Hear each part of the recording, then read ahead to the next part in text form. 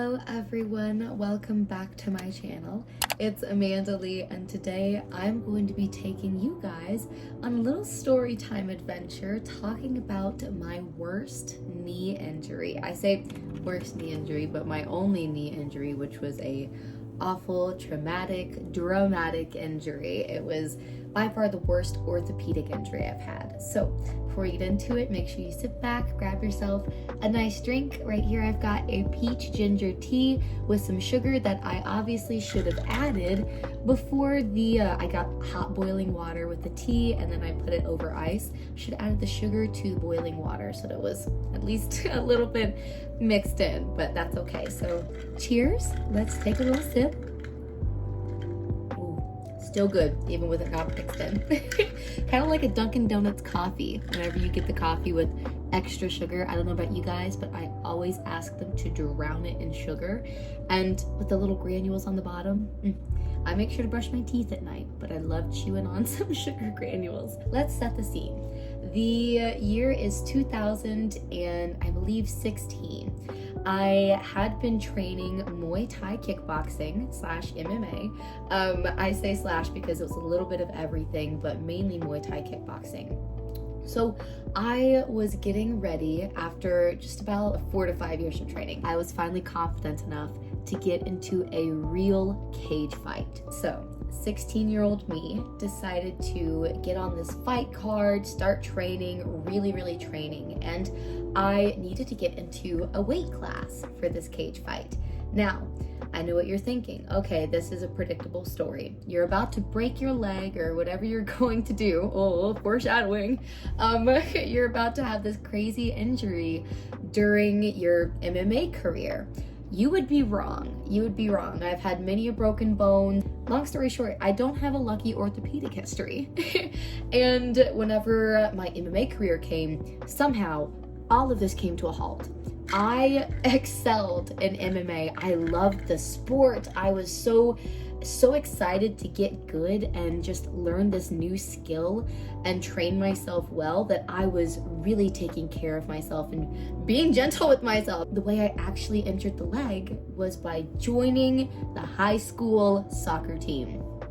I joined the soccer team because in my mind, hear me out, I am trying to lose weight to get into a weight class, which first of all, as a teenager who had eating issues, that is not something I would recommend to anybody. The sport be damned, okay? I was like, I need to lose weight so I can get into this weight class so I can fight in this cage fight.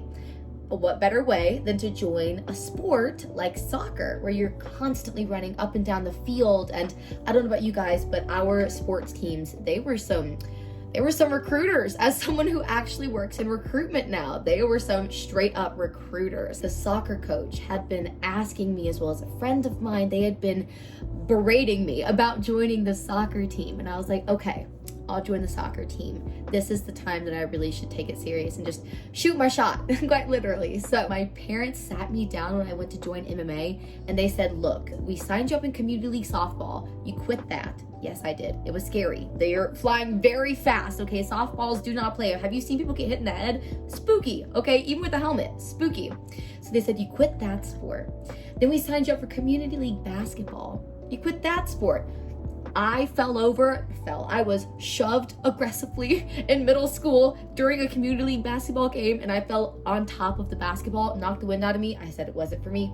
Can't do it, Mom. Yes, I did quit that sport. That was also scary. They said, so because of this, we're not gonna buy you a bunch of gear for MMA until we see that you really want to commit to the sport. So once I did, they started buying me gear, and now that I was at the point I was getting ready for this cage fight, I was fully committed. I was like, it's time. So my second soccer game, my only focus is running as much as I can. And I'm, I think, a forward, maybe midfielder. I don't know the terms very well. I put my foot out. I want to stand up and show you guys, but I guess I use my hand. So I'm right here. Here's the goal. And the person's coming this way with the ball. The person has them, they're trying to get into our goal. So I'm here, the little midfielder, and as they're coming towards us, I guess, second game I hadn't picked up that you're not supposed to, if these are my legs, right? Stick figure me, these are my legs. I put my left leg right out. Like, I was just like, oh, okay, They won't run straight through that. Stop! Halt! Who goes there? Do not pass!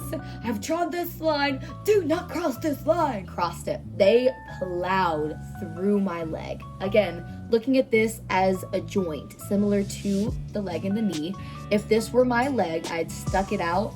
Person ran straight through it. So the person attacking, they bent in my leg that way. I'm gonna go ahead and say it's gonna get graphic right here. This is why I mentioned it's gonna be a little graphic. If you don't want to hear the details, go ahead and skip through this.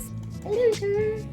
Hi. My dog wanted to join. He has a condition called cherry eyes. Okay, don't mention it. He's a little sensitive. Okay, his name is Bullseye. Oh, small sir. Small sir. Bullseye aside, where was I at in this story? Oh my gosh. Do you remember? Let me sip on some tea. Hopefully it'll come back to me. Imagining this as my knee. The first hit was the person coming towards our goal, and the second hit was our goalie coming to be the goalie, but they ended up starting a dog pile. So my poor leg not only had gotten crushed this way by the person attacking, if you want to look at it this way, my leg was sticking out, right? It got crushed in that way, and then the second hit bent it inwards, and it was done for. She was no more. I laid on that field. I was told by multiple people that it sounded like a spine was popping on the field. I'm not even joking. It was that awful, but I did not cry, which I probably should have cried. That would have been a stronger response. I yelled. I balled my fist up so tight, and I remember just slamming my fists onto the field. My friend, it feels like a movie scene, like the dramatics of it. My friend goes, Amanda! I'm laying on the field. They're like, go, go, go, yelling for the team to continue running. I think they had gotten the ball out front of the dog pile somehow, so the play was still going, and I was just like slamming fists on the ground, doing my thing. So they came over and the adrenaline was pumping, but I remember looking up and just remembering the coach saying like, okay, let's get you up. Again, I wasn't very close with this coach. It wasn't one of, like, I was close with my MMA coach, right? But I wasn't close with the soccer coach because it's my second game. So whenever I go over to the bench, they got me up, went over to the bench. I had kept trying to press as the game ended. I was like, please let me at least try to walk to see how it feels. Just please. And they kept insisting, not only the players, my friends, but the coach at the time kept insisting, no, like, do not. So at one point he ended up yelling at me. I know that some people are like, okay, coaches yell, and I don't judge this person for this at all. He was like, no, you need to sit here. And he emphasized that because I don't know what could be going on. He doesn't know what could be going on in my leg. We need to take care of it as well as we could. And again, I found out later on that it sounded really terrible. And I probably, with all the adrenaline and being the person experiencing it, was not focused on what it sounded like and was more focused on, oh my gosh, what just happened? So now that I understand, they probably heard that, the dramatic pops and everything, I understand why he was acting the way he acted. That being said, here are the results of everything that had happened. I went to my dear old orthopedic. He would go on to tell me that, number one, my MMA career over. First of all, I should do a little bit of backtracking. You know, that orthopedic history, because of that, that's why we didn't go to an emergency room. Let me be very clear. Lots of people ask me this when I tell the story. Why didn't your parents take you to an emergency room? It sounds like such a severe injury. First, I rode the school bus back from the away game that this injury happened at. Okay, I didn't ask my mom to come get me. I waited the game out and went back home because of my orthopedic history. We knew to just skip the emergency room step because they would ultimately refer us to an orthopedic. So a bone specialist, the bone doctor. So I went home that night. I had my mom pick me up from the game. She did come meet me at the bus stop. She brought an extra pair of crutches. My sister had an extra pair of crutches, you guys, from her past injuries. It was either hers or mine. I told you we'd both broken ankles, so Lord knows whose they were. They were up in the attic, and the insulation had to be dust off, and I took those, got off the bus, went right into the car, and went home, cried.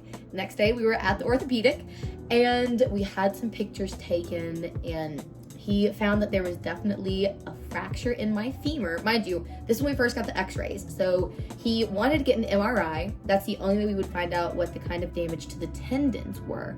But at the moment, he could tell us the bone damage was, he had said, I guess he had been able to tell that the first hit that had twisted it that way had dislocated my kneecap. Good news, the second one that had bent it inwards, put it right back into place. Shout out to that goalie. And I had a fracture on my femur, and it looked like I had dented, I believe, what is called your tibia. I hope I'm getting that right. It's one of the bones down here from below the knee. So I had a fracture from above the knee on my femur, and I had a dent on that tibia. And then after the MRI, we went into a week's worth of waiting, and then we had finally gotten the picture done, and there was a week's worth of waiting for the picture results. Mind you, I was having to just not do any physical therapy, literally just staying on crutches, trying to use a leg brace to keep it as still as I could until we got all these results. It just took so long to get everything. So finally, after about 2, maybe 3 weeks, we got the MRI results back. And he let us know that alongside that bone damage, I had completely torn my ACL. I had partially torn my MCL. I had also partially torn the meniscus. And he recommended that I do get the ACL repair surgery. So I had 2 options. As far as the ACL repair, I could go with something called a cadaver tendon, which do what you need to do to figure out what that is, why they would take that for an ACL repair. Do some Googling on your own. But I went with the latter. I took a piece of, I think, a hamstring tendon, and I used that for the ACL repair. You would think that's where the story ends. It's not where the story ends. I need a sip of tea because it gets worse. It also gets a little funnier.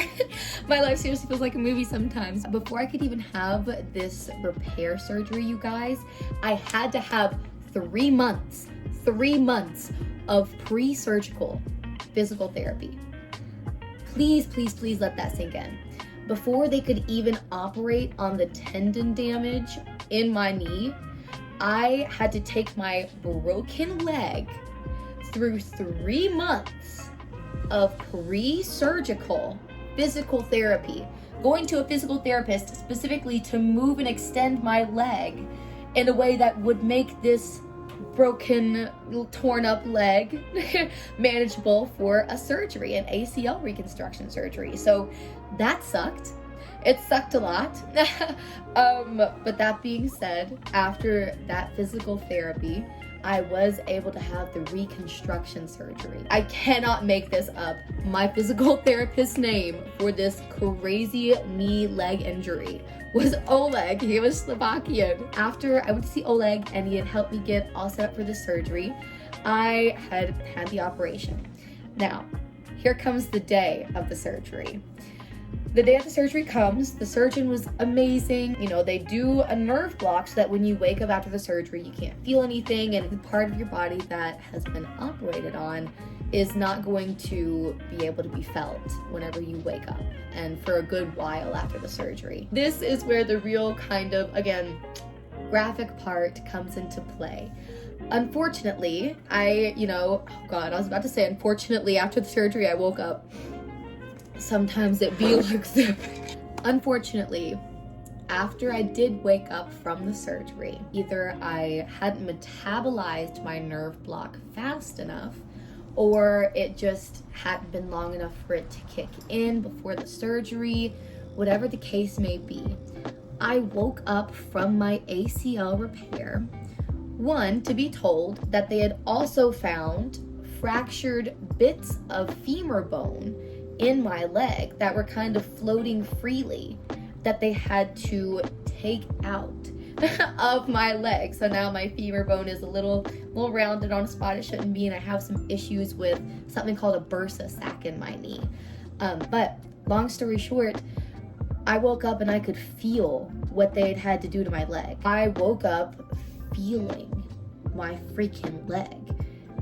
And even though I was all medicated, I was crying, you guys. I was crying so hard. And I don't even remember like the feeling of the hurt. I just remember knowing it hurt so bad. The doctors told my parents. At this point, I was crying so hysterically that I was scaring other patients and I needed to leave. So they sent me home earlier than they had planned to. And I say earlier, I wasn't gonna stay the night or anything. Like, but a few hours earlier, because I was sobbing hysterically. Because who wouldn't be? Does that sound like a lawsuit to anybody? My parents didn't seem to think so. But that being said, I'm joking. My parents are huge advocates. I didn't actually push for any lawsuit, although I probably could have, looking back. But that being said, then I went through 8 months of post-surgical physical therapy. I was a bit brokenhearted. My MMA career was at an end. The pivoting of the sport just was putting me at too much of a risk, essentially, of re-tearing the ACL and doing more damage to my knee. So I guess that's the whole shebang. I guess that's how I got into weightlifting too, is because that whole injury, and I couldn't be the little Ronda Rousey I wanted to be at the time. I don't want to act like I watch UFC, let me be very clear. I liked the sport, I liked playing the sport, but I was not a big sports person when it came to watching things. So thank you guys for sticking around. Again, see a chug, take a chug. I hope you've had some water as we've been talking. And just thanks for being my friend. Thanks for hanging out with me, and I hope you guys have the best day. Until next time, bye guys.